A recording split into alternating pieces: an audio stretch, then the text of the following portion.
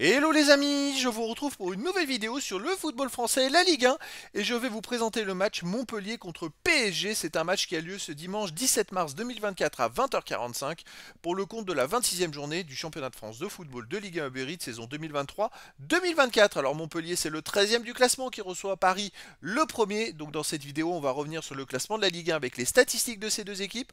On verra ensuite le classement des meilleurs buteurs et passeurs de Ligue 1 avec les meilleurs buteurs et passeurs pour ces deux équipes toujours en Ligue 1. Puis on enchaînera par tous les résultats et stats de tous les matchs joués, toutes compétitions confondues depuis le début de la saison pour ces deux équipes, avec les résultats et stats de Montpellier à domicile, les résultats et stats du PSG à l'extérieur, et on terminera par les compos d'équipe et tactiques éventuelles, ce qui nous permettra d'avoir une idée, une tendance à ce match. Pour ceux qui souhaitent voir ce match à la télé, sachez que vous pouvez le voir sur Prime Video et DAZN.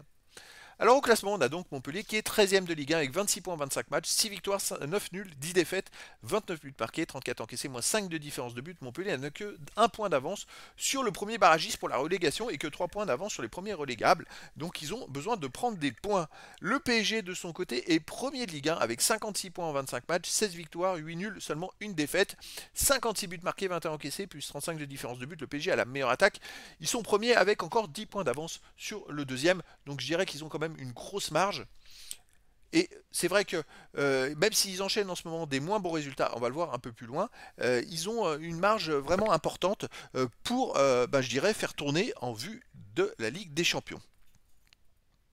Alors au niveau des buteurs, on a Mbappé qui joue un peu moins en ce moment, et c'est pour ça qu'il se dingue, il est toujours à 21 buts, et c'est vrai que Mbappé, 21 buts en 23 matchs, il a joué que des bribes de matchs dernièrement, donc il marque plus. Et il en est toujours à 21 buts depuis quelques matchs.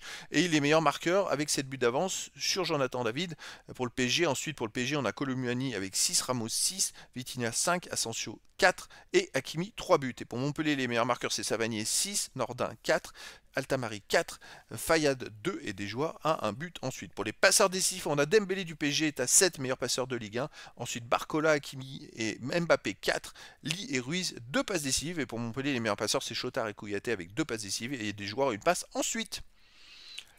Les résultats de toutes compétitions confondues cette saison, Montpellier 32 matchs joués, 9 victoires, 11 nuls, 12 défaites, 42 buts marqués, 44 encaissés, moins 2 de différence de but. Alors, dernièrement, ils vont plutôt mieux, c'est-à-dire que sur les 4 derniers matchs, ils viennent d'enchaîner 2 victoires, 1 nul, 1 défaite.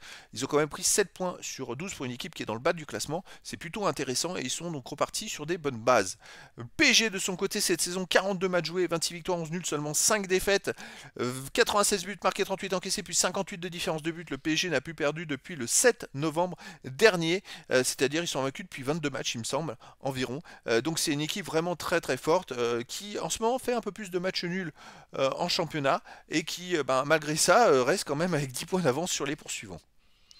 Au niveau des matchs à domicile, Montpellier reste sur deux résultats sans défaite avec un nul et une victoire. Donc peut-être qu'ils ont trouvé une petite formule là pour aller essayer de grappiller des points d'ici la fin de la saison et se maintenir définitivement.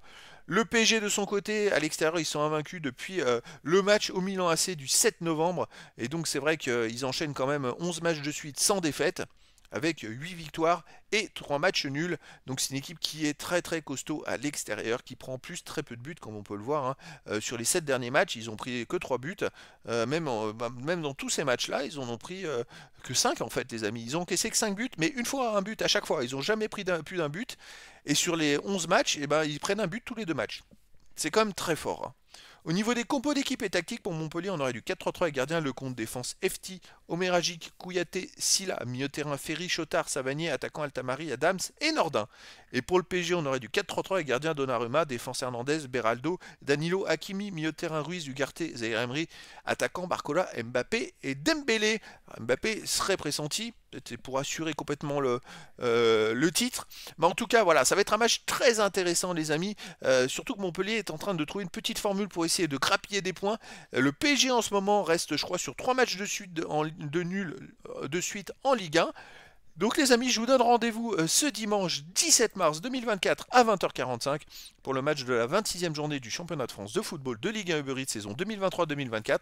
Montpellier, le 13e du classement, reçoit le PSG, le premier. Voilà les amis, je vous dis à très bientôt pour une nouvelle vidéo.